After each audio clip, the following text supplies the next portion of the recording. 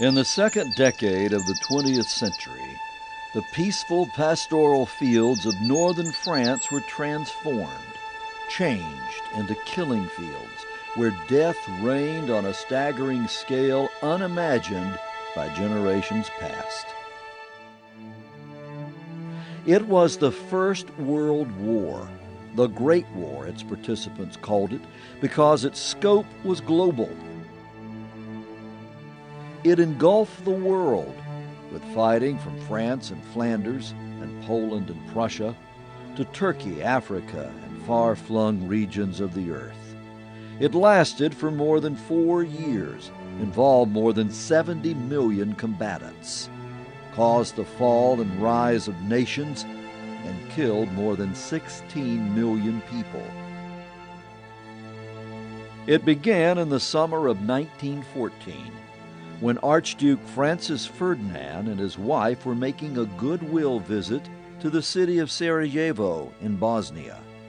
The Archduke was heir to the throne of the huge Austrian-Hungarian Empire, and minutes after this photograph was taken, he and his wife were assassinated by a Serbian terrorist. Their assassination ignited a chain reaction, putting armies on the march throughout Europe. The Austrian-Hungarian government declared war on Serbia. Because of a mutual defense treaty, France and Russia were dragged into the war on Serbia's side. Germany had an alliance with the Austrian-Hungarian Empire and so went to war with France and Russia, which prompted Great Britain, an ally of France and Russia, to go to war with Germany and the Austrian-Hungarian Empire. Soon, most of Europe and much of the world took sides, and the Great War became the deadliest war humanity had ever experienced. By 1917, after 3 years of horrendous slaughter, the war was locked in a stalemate, bogged down in trench warfare on the Eastern Front, where the German and Austrian-Hungarian forces battled the Russian army, and on the Western Front, where German troops waged war against the British and the French. Never had there been a war like this one. The Industrial Revolution and modern technology had produced new and savage weapons of death. The machine gun, the tank, mechanized troop carriers, submarine warfare, aerial combat, and poison gas. On the Western Front, at the Battle of the Somme in France, more than 1 million men fell dead or wounded in a prolonged battle with gains and losses measured in yards. It was death and destruction on a mammoth scale.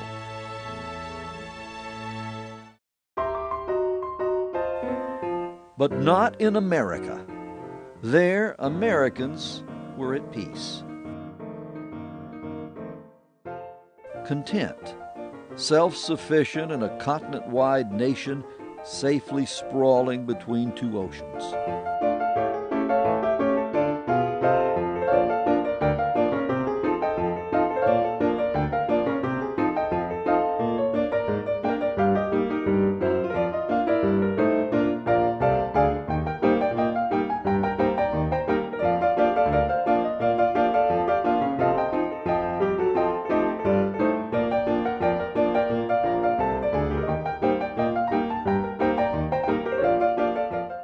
The United States was officially neutral, and for the first 3 years of the war, Americans watched from afar as Europe was consumed in an unprecedented bloodbath. Then a series of dramatic events caused American public opinion to change. Already, many Americans viewed Germany as the aggressor because German forces had invaded and conquered neutral Belgium in order to invade France, and American newspapers had been filled with stories of German brutality toward Belgian civilians. American resentment increased in 1915 when a German submarine sank a British ocean liner, the Lusitania, killing more than 1,100 civilian passengers including more than 120 Americans. Americans also considered Germany's introduction of poison gas on the battlefield to be a savage violation of the rules of warfare. Then, in 1917, with the encouragement of German leaders, communist revolutionaries seized control of the Russian government, eventually executed the Tsar and his family, and signed an armistice with Germany, pulling out of the war. That allowed enormous numbers of German troops to be shifted from the Eastern Front to battle the British and the French on the Western Front. There, British forces were exhausted, and French troops were discouraged almost to the point of mutiny. Germany appeared nearly triumphant in the Great War, and Americans began to fear what the world would be like if Imperial Germany ruled Europe. Also in 1917, flushed with the prospect of victory, Germany unleashed unrestricted submarine warfare against all ships traveling in English and French waters, including unarmed civilian ships. In response, the United States broke diplomatic relations with Germany, and on the same day, a German submarine sank an American cargo ship, the Housatonic. Everyone aboard survived, but the incident increased American anger toward Germany.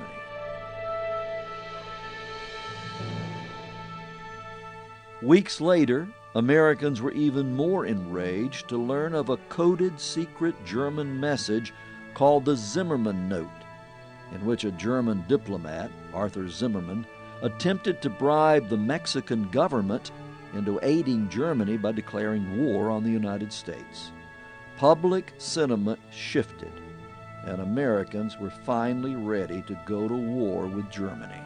On April 2, 1917, President Woodrow Wilson officially asked the United States Congress for a declaration of war, and by an overwhelming majority, Congress agreed. America was in the war. Johnny, get your gun, get your gun, get your gun. Take it on the run, on the run, on the run. Hear them calling you and me, every son of liberty. Hurry right away, no delay, go today. Make your daddy glad to have had such a lad. Tell your sweetheart not to pine, to be proud her boys in line. Over there, send the word over there, that the Yanks are coming, the Yanks are coming, the drums rum-tumming everywhere. So prepare, say a prayer, send the word to beware. We'll be over, we're coming over, and we won't come back till it's over, over there, over there, over there. Send the word over there, that the Yanks are coming, the Yanks are coming, the drums rum-tumming everywhere. So prepare, say a prayer, send the word to beware. We'll be over, we're coming over, and we won't come back till it's over, over there.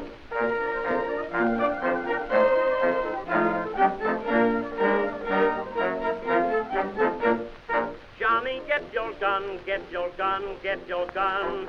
Johnny, show the Hun you're a son of a gun. Hoist the flag and let her fly.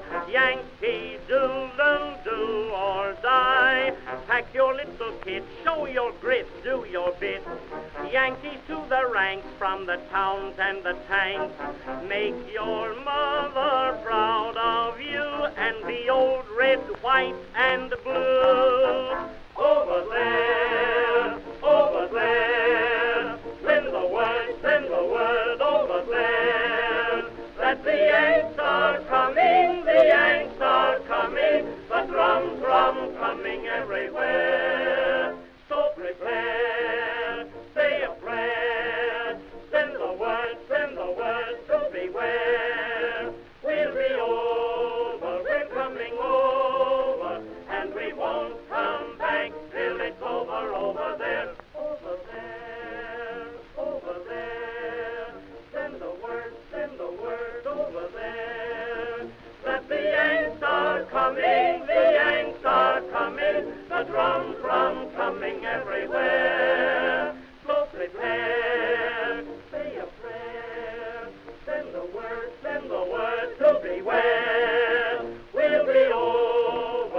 coming over, and we won't come back till it's over there.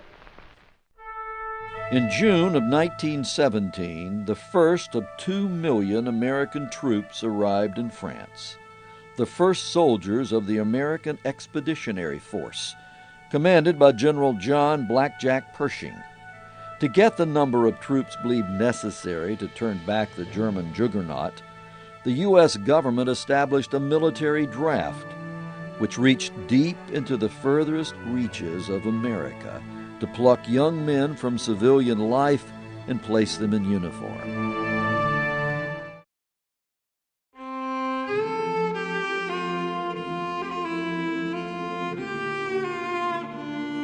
Few corners of America were more isolated in 1917 than the rural mountain country of north-central Tennessee and the tiny community of Pall Mall, which was cradled in the hills and hollows along the Wolf River near the Kentucky border.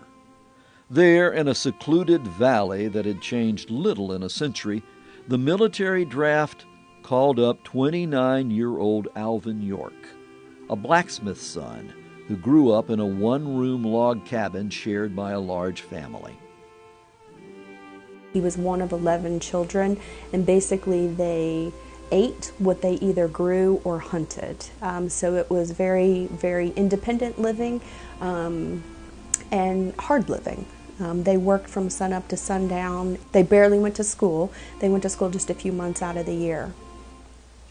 The rugged hill country of north-central Tennessee was a natural playground for young Alvin York, and like other country boys, he loved the outdoors. Alvin and his brothers would go fishing. They'd go swimming in the river. They'd go skipping rocks on the river. They'd climb trees. They hunted, but they also did target shooting from a very young age. In the Tennessee mountain culture, wild game was an important part of the family diet. Hunting was a way of life. Firearms were familiar tools, and good shots were plentiful. But even in a community of crack shots, young Alvin York became known as an expert marksman with a rifle. He used to climb up in the trees and watch his dad shoot in the turkey shoots. And when he got his own gun, he would practice shooting. And they said he could shoot squirrels with one shot, and he was always a really good shot. As a young man, York also earned a reputation as a local hellraiser. His blacksmith father had been killed by a kick from a mule, leaving Alvin to head the family at a young age, and the heavy responsibility apparently embittered him. And he would go out drinking with his buddies, and then they would shoot trees up on their way home, shoot their initials in the trees, and just be loud and rambunctious. And he was a fighter. He got into a lot of fist fights and got into a lot of struggles. Eventually, however, York attended a series of revival meetings at his local church, and his life underwent a dramatic transformation. He was overwhelmed with God's love and God's grace, and he always had kind of this gnawing that I'm not the man I need to be.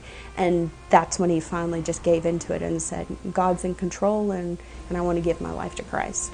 Alvin York became a changed man, putting aside his rowdy ways to become an elder in his church and a song leader. But when the national draft called him into the Army in 1917, his personal faith placed him in a dilemma. He reported for duty as directed, but he also applied for conscientious objector status, stating that he did not want to fight anyone.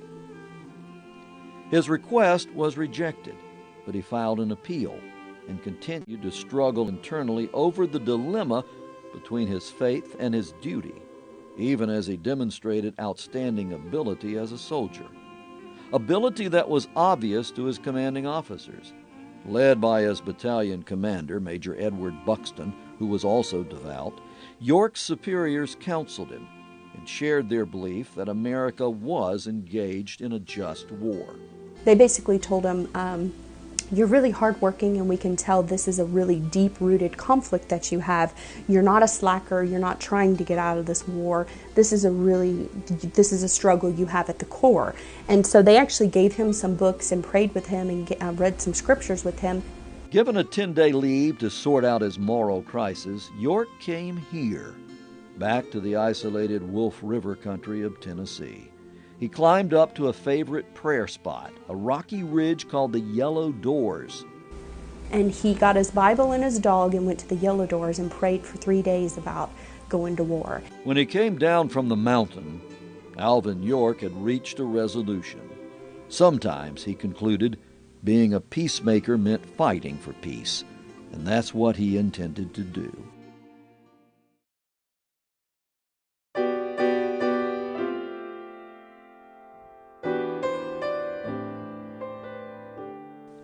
"300 miles southeast of Alvin York's isolated hollows and ridges, in the rural South Carolina upcountry near the town of Anderson, another country boy was also facing the military draft. His life had much in common with Alvin York's, but also much that was different.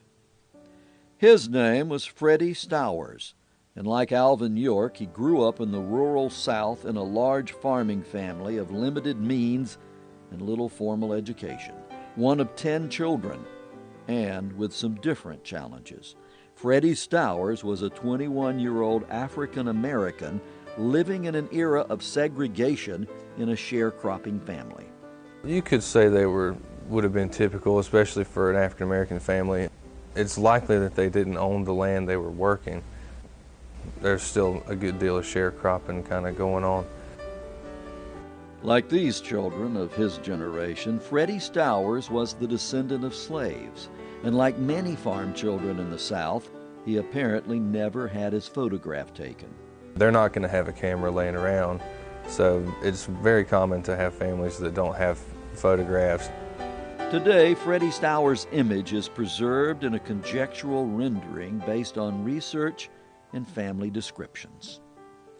Black or white, sharecropping families in early 20th century America were accustomed to hard work and lots of it. It was hard work from sunup to sundown, and usually either 6 days a week or 5.5 days a week, because some landowner would give farmers Saturday afternoon off to take care of their personal needs and maintain their personal gardens. Most of the sharecroppers, in addition to being sharecroppers, had a small garden. And some of them also had some chickens and some pigs.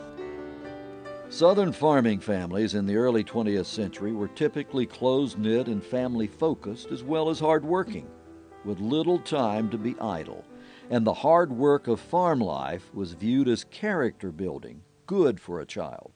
I think one of our shortcomings today is that we put a lot of emphasis on teaching children how to play, but we're not teaching children how to work.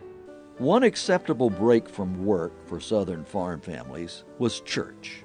And just as it was in Alvin York's Tennessee mountain community, the local church was the center of spiritual and social life in South Carolina's rural African American community. Say every 5th Sunday, all of the churches in a certain area would come together and they would engage the best preachers and the best Sunday school teachers. And everybody could find out what good preaching and good teaching was all about. On Children's Day, the church would always serve white bread, loaf of breads, and lemonades. And of course, that was quite a treat. The woods and fields and creeks around the family farm were a natural playground for Stowers, and like Alvin York and other country boys, he acquired knowledge and skills unique to outdoor life. Because occasionally you would have to hunt rabbits and squirrels because they supplement produce from the farm. And so occasionally one would have to go out and look for rabbits or trap raccoons, look for squirrels, and I suppose that provided a certain amount of enjoyment. Although Stowers' educational options were limited as a boy, his parents made sure that he could read and write and get all the schooling he could. You also find that in those early years, the parents played a major role in helping to teach the children. My father, for example, required us to stand by his chair and read our schoolwork to him every night. Molded by farm life, the church, education, and parental instruction, Freddie Stowers, as a man, demonstrated responsibility and discipline. Mothers, on the one hand, can teach us all the value of love. And of course, love is absolutely critical. Learning how to love is absolutely critical. But fathers play a bigger role, I think, in teaching discipline, duty. And you need both of those in life. You need the capacity to love, but you also need an understanding of duty and discipline. As a young man, Stowers became a sharecropper like his parents before him in the rural South Carolina upcountry. Like this couple, he got married to his sweetheart, a young woman named Pearl.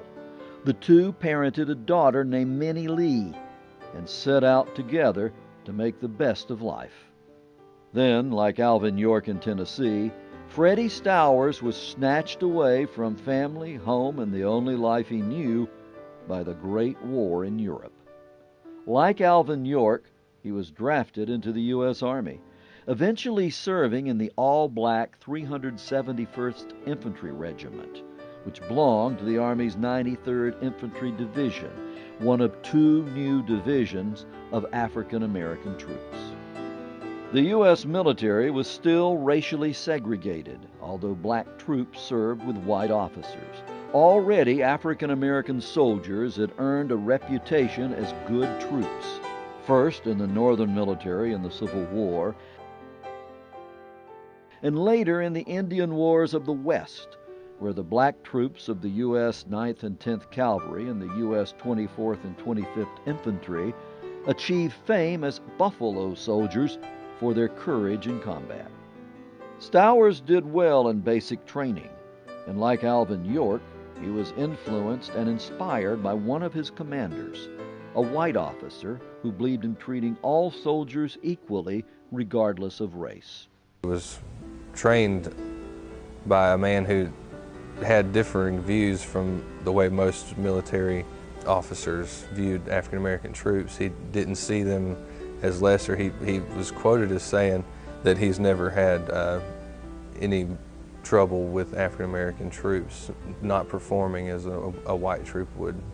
Bolstered by his upbringing, character, and competence, Freddie Stowers soon proved himself to be a natural leader, earning the rank of Private First Class in less than 2 months and receiving a promotion to corporal and squad leader 6 months later. The notion of duty was very important in the black community. Duty to parents, duty to church, and of course it eventually extended to duty to country. By the time Stowers made corporal in May of 1918, his regiment was in France and heading for action, part of more than 200,000 African American soldiers deployed to Europe.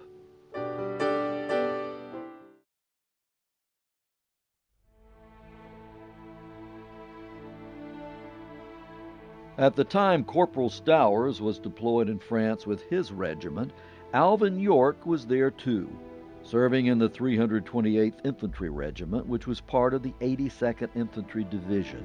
Life was pretty tough for him because he was singled out as being a conscientious objector. So in the beginning, he was really put under scrutiny, but then he actually rose in the ranks pretty quickly and was given more responsibility, even in basic training, because he was such a hardworking, good soldier. And he was a man of character.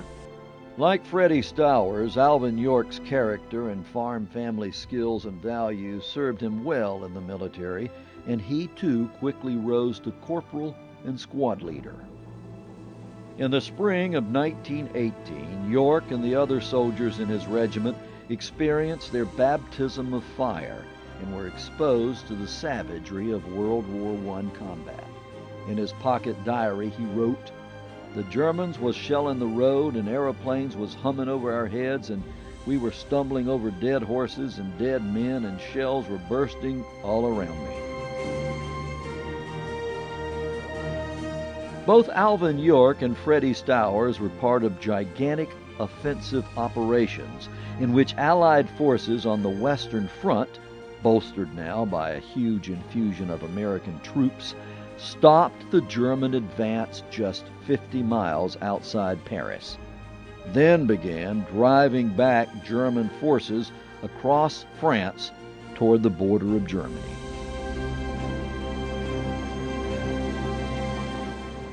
Despite their inexperience in battle, the fresh American troops made the difference for the Allies.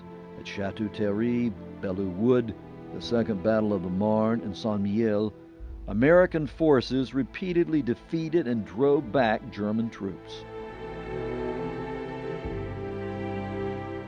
Then, in September of 1918, the Allied armies launched a mighty follow-up campaign designed to destroy the German army or drive it back into Germany and end the war. It was called the Meuse-Argonne Offensive, named for two key French landmarks at its center, the Meuse River and the Argonne Forest. The massive attack was spearheaded by more than 1 million American soldiers.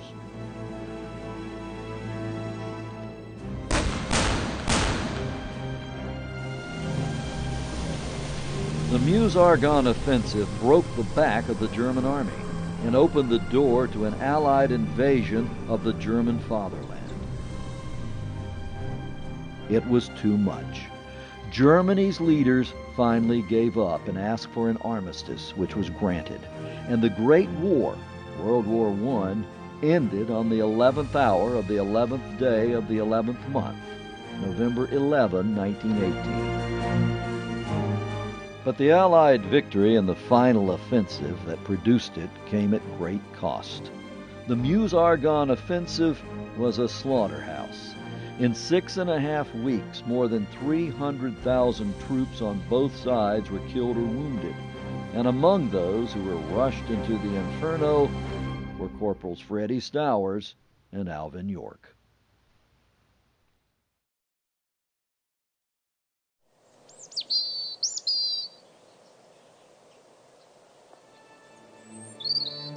Today, long after the guns of the Great War fell silent, the Meuse-Argonne region of France is again a pastoral place of serene beauty. Rolling fields of pastel-colored wheat washed by the wind are painted lavender by a sea of wildflowers. The same picturesque villages that mark the maps of World War I still perch on hazy ridges.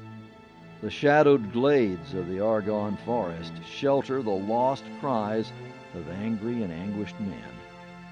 And amid the peaceful scenery of northern France today stands numerous monuments and reminders of that long-ago war. Historic battlefields, once stained by the lifeblood of young men, are known now for their aging artillery and scarlet poppies. Trench lines that once held soldiers waiting shoulder to shoulder to rush courageously over the top are now reduced to shallow depressions filled only with dirt and grass. Scattered about in villages and countryside alike are monuments large and small, commemorating what was once thought to be the war to end all wars. Some tower over well-groomed lawns and foliage as modern landmarks, or sprawl impressively with walls and columns of marble grandeur. Others, small and personal, reflect the art of forgotten sculptors determined to memorialize the heart-rending soldier sacrifices that many survivors ache to forget. Like the former fields of fire and fury, most of the monuments today are lonely sites, seldom visited amid the many distractions of modern life and the competing monuments of a later war. But once, the fields, the forests, the roads, the villages are at the center of a life and death struggle that forever changed the world. In late September of 1918, as the Allies' Meuse-Argonne offensive lumbered forward in a mighty attempt to conquer the enemy and end the bloodbath once and for all, Corporal Freddie Stowers and the 371st Infantry Regiment came here, to the French village of Sacol, which then lay on the western flank of the Allied advance. It was the front line, and facing it was the war-weary French army. Stowers and his regiment and other black troops of the 93rd Division had been placed under French command, alongside units of the French 157th Infantry Division, which was desperate for fresh troops. The French army included many French colonial troops, and the black soldiers of the 93rd Division were no longer segregated.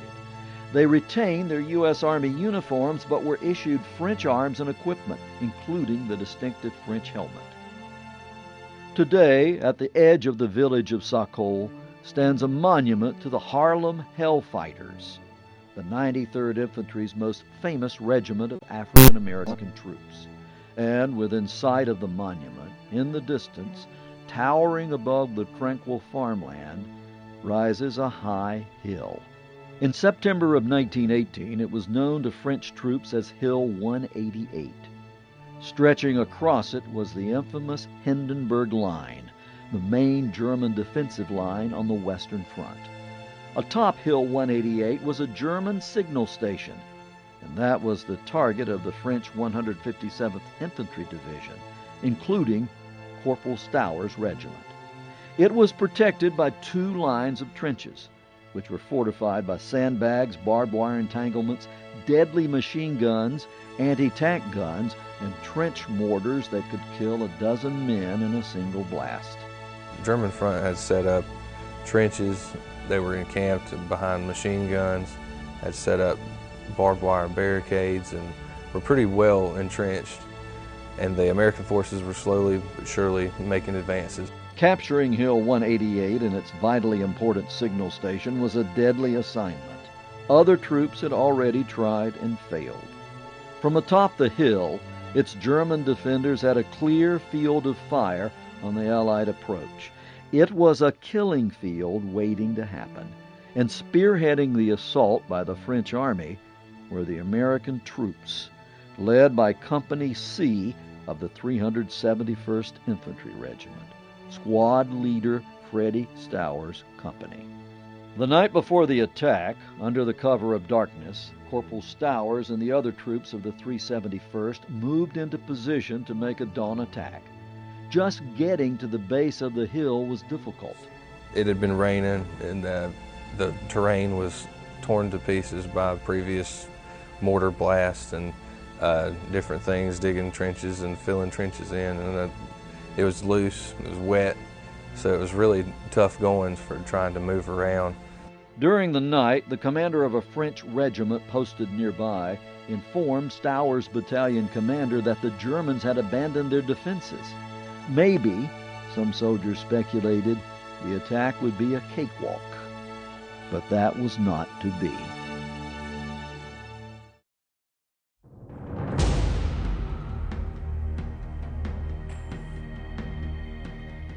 At H hour, 6:45 a.m. on September 28, 1918, Corporal Stowers and the 371st Infantry Regiment advanced through a heavy ground fog and began their assault on Hill 188. The Germans had not withdrawn. The hill was heavily defended, and from its military crest, the German defenders poured searing fire into the advancing American and French troops, raking them mercilessly with sustained fire from machine guns, rifles, anti-tank guns, and trench mortars. On the left flank of the assault, French colonial troops broke and ran, leaving the American flank exposed to enfilading fire from the front and the side. Casualties were mounting, but on they advanced, pushing up the hill despite devastating fire. The fierce fire forced them to the ground, but they advanced anyway, cutting through the barbed wire entanglements and crawling forward on their bellies as they poured fire into the German lines. Allied artillery, which had been shelling the German line everywhere the Allies were attacking, had to hold its fire on the section of the line the 371st was assaulting because Stowers and his fellow soldiers had pushed forward so close to the German line that the artillery crews were afraid they would hit their own troops. Up the hill under fire, Stowers and the men of the 371st slowly and steadily crawled forward, inching their way toward the German lines and unleashing deadly rifle fire on the German defenders. Suddenly, the Germans signaled their surrender. Stowers and the men of his regiment stood up and moved forward to take prisoners, but it was a deadly trick. Where the Germans showed, they signaled physically and verbally surrender. The Stowers Company, Company C, it comes out to start taking prisoners, and at that time they jumped back in the trenches, got behind machine guns, and started mowing them down. All around him, Stowers' fellow soldiers fell dead or wounded. More than half the company was down, including every officer Stowers could see. Without hesitation, he rallied the surviving troops and ordered them to follow him up the ridge and into the German forward trench toward a machine gun nest that had already shot down scores of American troops. He had to know that taking the lead, being the point man, meant taking a deadly risk, but he did so anyway. So I think it was probably more personal drive than anything else to really prove himself. And he may not have even known that he had that in him until it was, it was called on. They plunged into the trench, engaged in desperate hand-to-hand combat with the German defenders, overcame all of them, and knocked out the machine gun nest. But that was only half the objective. Ahead lay another trench line protecting the German signal station, and it too was teeming with enemy troops and defended by machine guns. Even so, Corporal Stowers called on the surviving soldiers of Company C to resume the assault, and again he took the lead.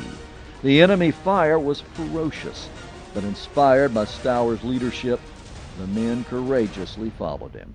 As he neared the second German trench, Stowers was hit by a burst of machine gun fire and went down. Even though he was grievously wounded, he waved his men forward and commanded them to take the enemy trench, and they did. He rallied the rest of the troops and led a charge on the trenches, which they did take. Stowers' wounds were mortal, and he died on that remote ridge in northern France. But even as his lifeblood ebbed away, he used his last breath to urge his troops onward, and they obeyed. Reinforced by reserve troops, they overran the signal station, defeated the remaining German defenders, and drove them off the hill in a victory inspired by Corporal Stowers even as he died. It was definitely a great display of leadership. He picked up when hope seemed lost in the battle and finished it out till his end. Elsewhere, other American and Allied assaults followed the example set by the men of the 371st Infantry, and the mighty German Hindenburg Line wavered and crumbled. The Meuse-Argonne offensive was rolling forward in a surge of victory, and in no place was it more victorious than atop Hill 188, due in no small measure to the courageous and sacrificial leadership of Corporal Freddie Stowers.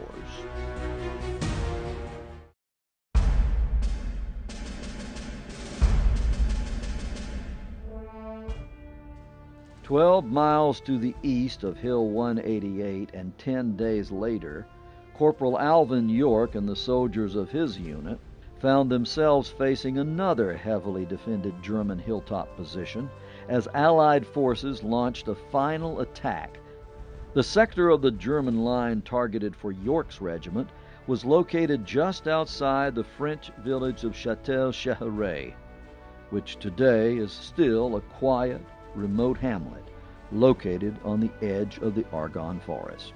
The village's peaceful solitude was disrupted in 1918 by occupation German troops. who had fortified the forested hills outside of town to protect a rural railroad in the rear that served as a vital German supply line. American forces were tasked with taking that railroad, and to help do it, York and his regiment were ordered to make a daybreak assault against the German forward lines near Châtel-Chehery on the foggy, wet morning of October 8, 1918. They drove back the Germans and took the hill, Hill 223, but it was another German trick, a fake retreat to draw the Americans into a bowl-shaped valley, which was a pre-selected killing field. It was an ambush.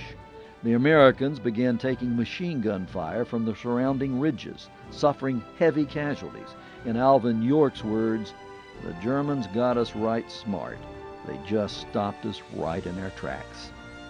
The American commanding officer ordered a sergeant to take 16 men, including York, and to slip around ridges and try to knock out the German machine guns. Moving through the woods was easy for York. The ridges, hills, and hollows resembled the country back home in Tennessee. I think instinct kicked in. I do. If you look at Châtel-Chehery, France, in the Argonne Forest where the battle occurred, and you look at pictures of Pall Mall, the terrain is so similar. I just feel like he felt at home, and I feel like instinct kicked in. They slipped through the woods, crossed a little brook, and walked up on a large number of German soldiers led by an English-speaking German officer. They captured all of them, but as they lined up their German prisoners, they were spotted by German machine gunners on a nearby ridge, who yelled for the German prisoners to get down and then opened fire on the Americans. 9 were killed or wounded, including the sergeant, which left Corporal York in command of the 7 other survivors. Taking charge, he ordered his fellow soldiers to stay down, then found a good marksman's position on the ridge and began trading fire with the German riflemen and machine gunners. He told his buddies, stay put. The machine guns were just laying fire all around him. People were dying, and I really believe that at that moment he got mad, but it was this righteous anger that I've got to stop them before more killing happens. One after another, York picked off 19 German soldiers. All I could do, he later related, was to touch off the Germans just as fast as I could. When he had suppressed the enemy fire, he hurried back to his men and took cover amid the German prisoners. At that moment, a German platoon leader spotted him and led 5 German soldiers in a bayonet charge toward York's position. York's rifle was empty, so he took aim with his .45 caliber sidearm while yelling for the charging soldiers to surrender. All the while he kept saying, just surrender, because he didn't want to take lives, but he realized he had to do something to save lives. The enemy soldiers kept coming, so York used his short-range .45 to shoot them down one at a time using a turkey hunting technique he had perfected back home. That was one of his hunting strategies. If there's turkeys coming at you, if there's geese coming at you, you don't shoot the first one because the rest of the flock will scatter. You actually start from the back. And that was actually his mentality when the Germans came by foot, charging down the hillside at him. That's how he took them out from the back to the front, so that they didn't realize that all their fellow soldiers were gone. Finally, York stopped the platoon leader in front. When that happened, the English-speaking German officer he had captured earlier urged York to stop shooting his men, blew a whistle, and dozens more Germans on the ridge came down and surrendered. York and his 6 surviving fellow soldiers marched more than 100 captured German soldiers out of the woods and down the road toward Châtel-Chehery and the American rear. Today, the forested ridges near Châtel-Chehery bear few signs of warfare, but in these now quiet woods, the legend and legacy of Alvin York was born. Here, it was determined by U.S. Army investigators, Corporal Alvin York almost single-handedly put 35 machine guns out of commission, killed 28 enemy soldiers in combat, captured 132 German prisoners of war, and in so doing, saved countless American lives. It was also determined that York's heroic action stopped an intended enemy counterattack and led to a collapse of German defenses in that sector. When his commanding officer exclaimed, "York, I hear you captured the whole German army," York modestly replied, "No, sir, I just got 132. The Meuse-Argonne offensive was a climactic victory on the Western Front, delivering a death blow to German forces. And 1 month later, after Austrian-Hungarian forces gave up, Germany agreed to the armistice that ended World War I in an Allied victory.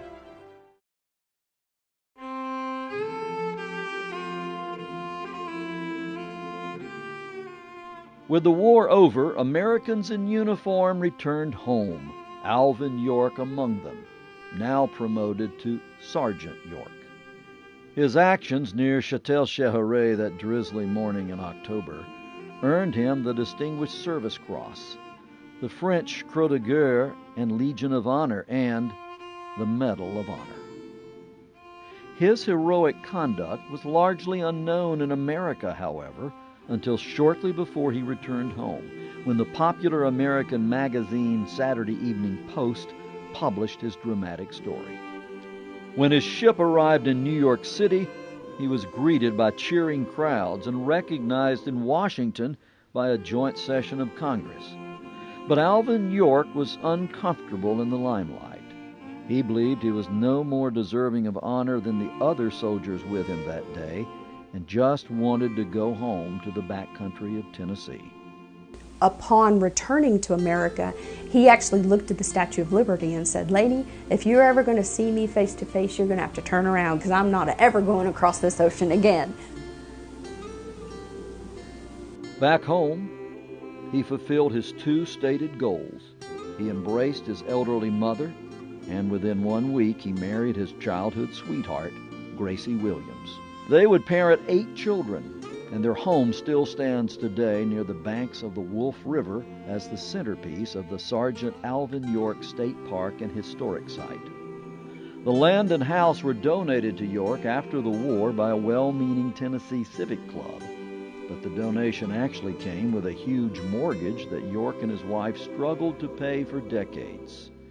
Even so, York declined offers that would have earned him a fortune, explaining that he could not sell his uniform or capitalize on killing, especially when the real heroes, he believed, were the 116,000 American soldiers who never returned home. Instead, he established a gristmill and a general store, but he was more generous than businesslike.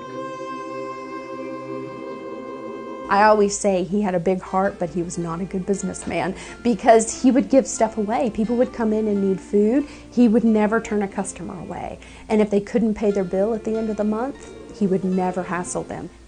He did put his fame to work to help his community, lobbying for improved roads and education in the Tennessee backcountry, helping his local church, establishing an interdenominational Bible school, and doing much to improve life for those in his state who had little.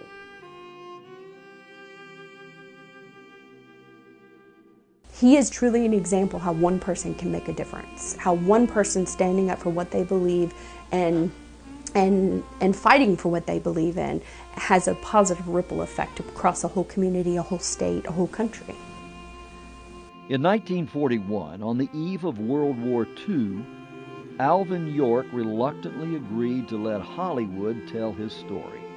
He had declined other film offers, but he needed funds to start a school, and he was influenced by national leaders who believed his story could be important and inspirational as another war in Europe loomed. The film was called Sargent York and starred actor Gary Cooper. It won 2 Academy Awards and was the most popular motion picture in America in 1941. Cooper won an Oscar for his portrayal of York, but had to apologize when York discovered him smoking a cigarette on the movie set and admonished him for setting a bad example for children. When America entered World War II, Alvin York volunteered for military duty. but he was turned down because of his age. Instead, he helped promote the sale of war bonds and continued to pursue his many projects to help others. In 1964, at age 76, he died of a cerebral hemorrhage in a Tennessee Veterans Hospital and was mourned throughout the nation as a genuine American hero. We have people that come from all over the world to see Sargent York's home site. It's usually because of the movie. It's usually they became a Christian or they went into the military because of the movie. It's just something that still rings true to this day because we don't have heroes like Alvin around very much in our day.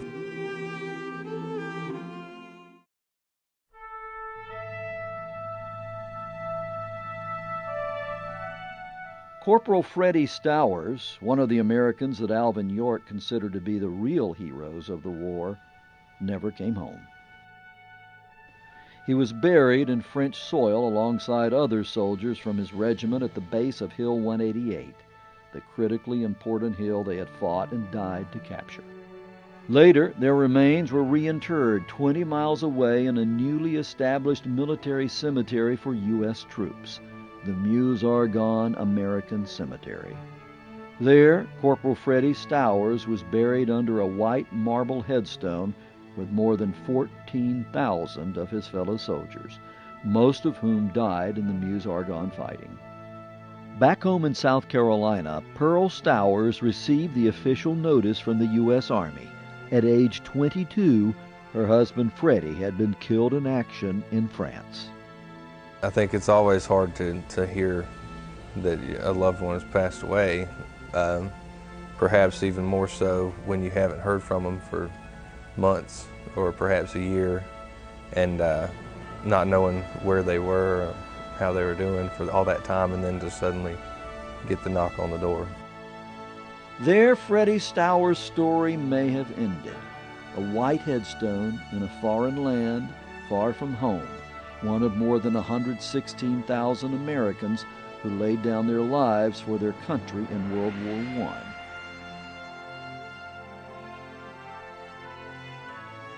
But the story of Freddie Stowers' sacrificial act of bravery resurfaced more than 70 years later.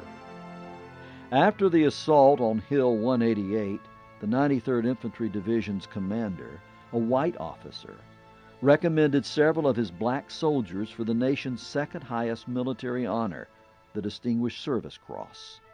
But upon learning of Corporal Stowers' heroic combat conduct, which inspired his company to capture Hill 188 even after he fell mortally wounded, the officer recommended Stowers for the highest award available to Americans, the Medal of Honor. The Distinguished Service Crosses he recommended were awarded, but Corporal Stowers' Medal of Honor was not, for more than 70 years. Then, in the late 1980s, a bipartisan effort in Congress requested that the Department of Defense research potentially overlooked Medal of Honor recipients from World War I, especially minority soldiers. Army researchers eventually reported that Corporal Stowers' recommendation for the Medal of Honor had never received action and had somehow been lost in the system. Some have argued in the past that it was because he fought under a French flag instead of an American flag, and there was some delay there in recognizing service, or of course there's the argument that being an African American soldier, he wasn't valued like a white soldier would have been valued. In 1991, more than 72 years after his heroic action on Hill 188 in France, Corporal Freddie Stowers was posthumously awarded the Medal of Honor, which was presented to surviving family members in a White House ceremony by President George Herbert Walker Bush. Corporal Stowers' conspicuous gallantry, extraordinary heroism, and supreme devotion to his men, his citation read, follow the finest tradition of military service. Today, at the Anderson County Museum in his home state of South Carolina, Corporal Freddie Stowers' life and heroism are memorialized.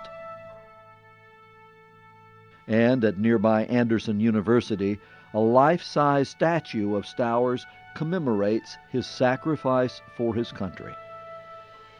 In faraway France, a memorial to Stowers and the other soldiers of the 371st Infantry Regiment stands as a silent sentinel on isolated Hill 188 above the sprawling fields of the Meuse-Argonne. And in the Meuse-Argonne American Cemetery, amid the crosses row on row, a modern headstone marks the resting place of Medal of Honor winner Freddie Stowers.